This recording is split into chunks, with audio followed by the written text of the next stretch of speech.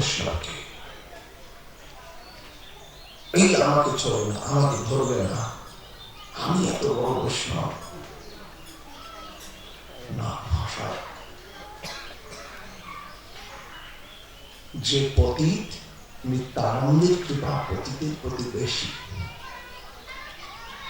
নিত্যানন্দ প্রভু আপনি দেখাতে পারবেন না নিত্যানন্দ প্রভু পাত্র করে তারপরে তাকে প্রেম দান করেছেন, পাত্র করে প্রেম দান করেছেন, দেখাতে পারেন অপাত্রকে প্রেম দান করে তাকে পাত্রতে পরিণত করেছেন। জগাই মাথায় কি পাত্র ছিল?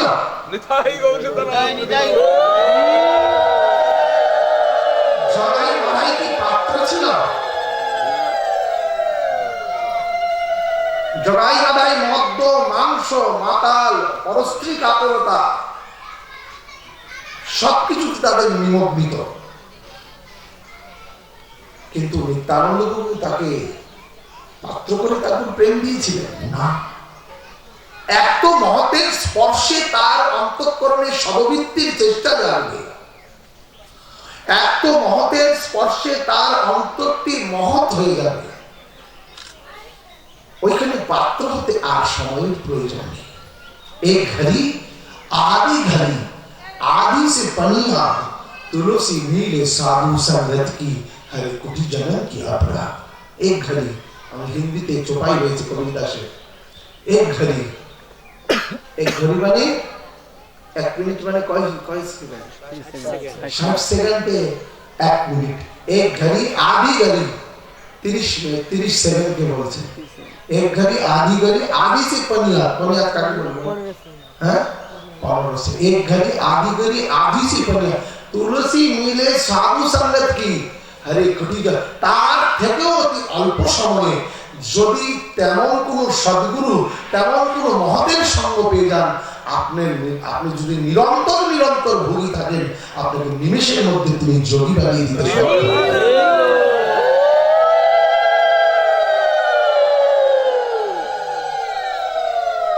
এই জগাই মাথায় তো অপাত্র ছিল, কিন্তু দেখুন অপাত্রকে কিভাবে পাত্র করলেন। পাত্র করে প্রেম নাম করেননি, অপাত্রকে প্রেম না। কেন? পতিত উদ্ধারন্ত, পতিতকে যদি ঘৃণা করে দূরে সরিয়ে দেয় তাহলে সে আসবে কি করে? বৈষ্ণবের ওইখানে ব্যবহারকে মনে রাখতে হবে, বৈষ্ণবের এহেন ব্যবহারকে মনে, কেন আমরা গৌরনিত্যানন্দের আশ্রিত। পাষণ্ডীকে কৃত পাপী দুরাচারী পতিত পাষণ্ডী, কৃত পাপী দুরাচারী ব্যক্তিকে তো ভগবান গীতায় সাধু অপি চেতস্য দুরাচার ভজতে ভাবান্নভাগ স্বাদুরেব সমর্থস্য সমগ্র ঈশ্বর। অতি দুরাচারী ব্যক্তি যদি আমার শরণাপন্ন হয়, আমি তাকে সাধু বলে জানি, আমার কাছে কেন সন্দেহ থাকবে? আমি নিজে শাস্ত্র মানছি না। দেখুন এই বৈষ্ণবতার যে সাবধানতা, এগুলো যতক্ষণ পর্যন্ত আমাদের চক্ষু সামনে এবং আমরা অনুভব না করতে পারবো, ততক্ষণ পর্যন্ত আমাদের অন্তঃকরণে সঠিক বৈরাগ্য জাগবে না। আর সঠিক বৈরাগ্য না জাগতে পারলে মহাপ্রভুর কৃতকলাপে আমরা হতে পারবো না। কেন? মহাপ্রভুর ভক্তগণের বৈরাগ্য প্রধান। বৈরাগ্যটা জাগবে কখন? আপনার অন্তঃকরণে যখন সদ্বৃত্তির প্রকাশ পাবে, আপনি যখন সদ্গুণের মহিমান্বিত হবেন, আপনার অন্তঃকরণে যেন একমাত্র যত্র যত্র নেত্র স্ফুরে তত্র তত্র ইষ্ট স্ফুরে স্থাপর জন্ম না দেখে অন্য কারো মূর্তি সর্বত্র ইষ্টদেব স্ফূর্তি, তখন কি আপনার অন্তরে বৈরাগ্য আসবে। সেই বৈরাগ্যের দ্বারা আপনি ভগবত প্রাপ্তকে লাভ করতে পারবেন। তার আগে 9 মাস হয়, তার আগে 9 মাস হয়। এই জন্য নিত্যানন্দ প্রভু অপাত্রকে পাত্র করেছে। এই জগাই মাথায় কলসি কারা মারলেন, কলসি ভেঙে দিলেন, মহাপ্রভু স্মরণ করলেন সুন্দর করে। নিত্যানন্দ নিষেধ করে, প্রভু এই অবতারকে তুমি অস্ত্র ধারণ করবে না। প্রেম দানী জগু জমি মন কইলা সখী তুমি হেন দয়ার ঠাকুর, আমি কেন দুঃখী। না, এই অবতারে তুমি প্রেম দান করবে, এই অবতারে অস্ত্র নয়, অস্ত্র দিয়ে তুমি জগৎবাসীকে তার প্রেম উন্মাদনায় তুমি তাদেরকে উদ্ধার করবে। আর এই অবতারে তুমি যদি অস্ত্র দেবে, ঠিক হবে না প্রভু। মাধাইকে তো বললেন, মাধাই যত পারছিস কলসি মার, কারণ মার না, কি আছে, কি আছে, মার না। মেরেছিস কলসির কানা, তাই বলে কি প্রেম দিব না? দে না, কি আছে। নিন্দা তো আপনাকে করবেই, অভক্ত সমাজ আপনার প্রতি তো কুদৃষ্টি ডালবেই। রাধারানীকে কত কিছু বলছেন দেখুন। এই তো গোকুলের লোকে পূর্বে দাদা গাচ্ছিলেন, আমি শুনছিলাম মঙ্গল আরতির পদগুলো। এই তো গোকুলের লোকে কত কথা বলে মুখে, লোকে পাঠে বলে কলঙ্কিনী। আমি আর বলিব কি না পারিয়া বিদায়নি, সকলই গুচর রানা ভাত। রাধারানীকে তো কলঙ্কিনী বলছে, তাই বলে রাধারানী কি কলঙ্কি? মহাশয়, ভক্ত হতে গেলে আপনাকে ভগবান বাজাবে। হাড়িটি কিনতে গেলে বাজিয়ে না কিনলে হাড়ি ছোট হতে পারে। মাটির হাড়ি পাতিল কিনতে গেলে বাজাতে হয়, যারা জানেন তারা জানেন। যদি না বাজিয়ে কিনেন তাহলে ঘরে গেলে সেগুলো ফুটো হতে পারে। এই জন্য আপনি ভগবানের চরণের দাস হবেন, ভগবান আপনাকে বাজাবে না তা হতে পারে না। সব পরীক্ষা করবেন ভগবান, সব রকম পরীক্ষা করে আপনাকে তার দাসের দাস করবে, সব রকম। রাধারানী কি করছে? এই তো গোকুলের লোকে কত কথা বলে মুখে, লোকে পাচ্ছে বলে কলঙ্কিনী। আমি আর বলিব কি না পারিয়া বিদায়নি, সকলে গুচর বানাও। তোমার চরণে প্রাণ দিয়েছি, লোকে বলুক না কি আছে। কে তোমাকে কবে কি কথা কহিবে, সে কথা ভাবিলে আর কি চলিবে। পরের কথায় কিবা আসে যায়, মিছে দ্বারা তুমি পেও না। যার মুখে হয় হরি কথা নয়, তার কাছে তুমি যেও না। তার কাছে তুমি যেও না। সেই জগাই মাথায় দেখুন, সেই নবদ্বীপে গঙ্গার ধারে বসে থাকতেন, হাত জোড় করে বৈষ্ণবগণ পেলে তাদের চরণ দুলিকে মস্তকে লাগাতেন আর বলতেন, আপনারা কি পাবো, আপনারা কি পাবো। তো নিত্যানন্দ প্রভু অপাত্রকে পাত্র করেছেন কিনা দেখুন। এই জন্য শ্রীগুরু বৈষ্ণবের, শ্রীগুরু চরণের দাস, বৈষ্ণব চরণের দাস এত সহজলভ্য বস্তু নয়। সেখানে পরীক্ষায় দিতে হবে, পরীক্ষায় দিতে হবে।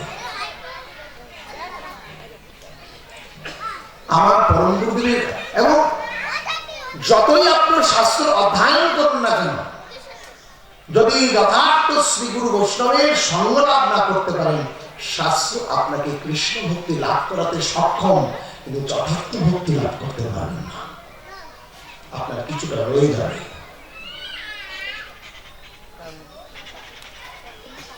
ওইখানে আপনার কিছুটা রয়ে যাবে। কেন? ওইখানে আপনার বিনয় আনতে কষ্ট হয়ে যাবে। এই জন্য তো সঙ্গের প্রয়োজন। লবমাত্র সাধু সঙ্গ সর্বসিদ্ধি হয়।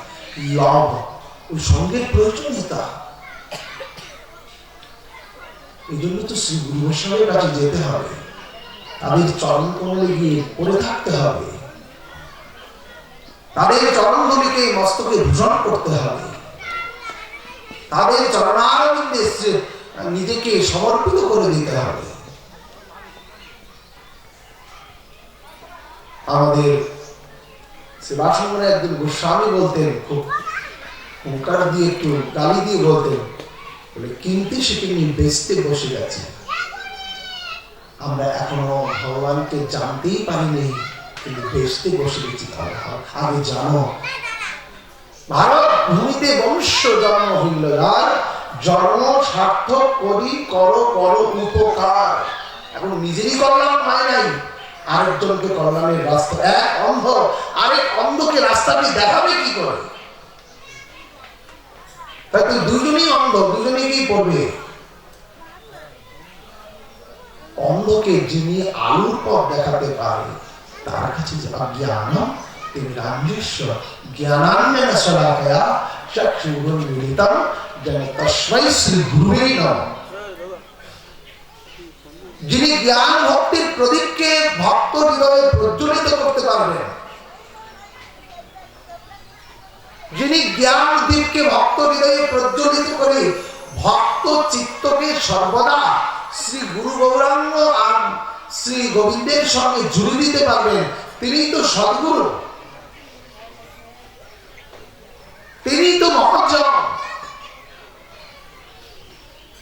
যার কাছে যাকে দেখলাম তার কাছে কোন গুরুদেব আসলো, তাকে দেখলাম তার কাছেই মন্ত্র নিতে হবে, হবে না। এই গুরু কোন বেচা বিক্রির বস্তু নয়। বর্তমান সমাজ ব্যবস্থা এই বেচা বিক্রির মতো চলছে। গুরুদেব দেখলো, আরে এ তো শিষ্য, তাকে করলে তো আমারই লাভ হবে, তারই দুই মনা। আর শিষ্য দেখলো এই গুরুত্ব ভালো, প্রভাব, দেখতে সুন্দর, মোটা তাজা, তার কাছে গেলে মানে আমার সম্মান দিতে না। শিষ্য তেমন হবে যার চরণে সদ্গুরুর চরণে, সদ্গুরুর লক্ষণ তো আছে না, এই লক্ষণযুক্ত যিনি গুরু তার চরণে একবার মাথা বিকালে অন্য জায়গায় বিকানোর আর প্রয়োজন নেই।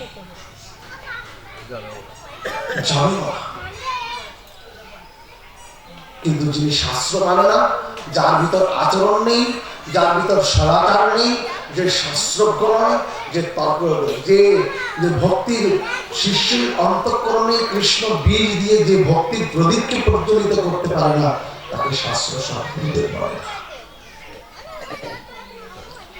তাকে ত্যাগ করলে তার থেকে অন্যত্র গিয়ে যদি আমার প্রদীপটি প্রজ্বলিত করে করতে পারে, সেখানে কোনো দুঃসাধন নয়। কেন অবৈষ্ণব মুখোদ্গীর্ণ হরিকথা শ্রবণ নিচে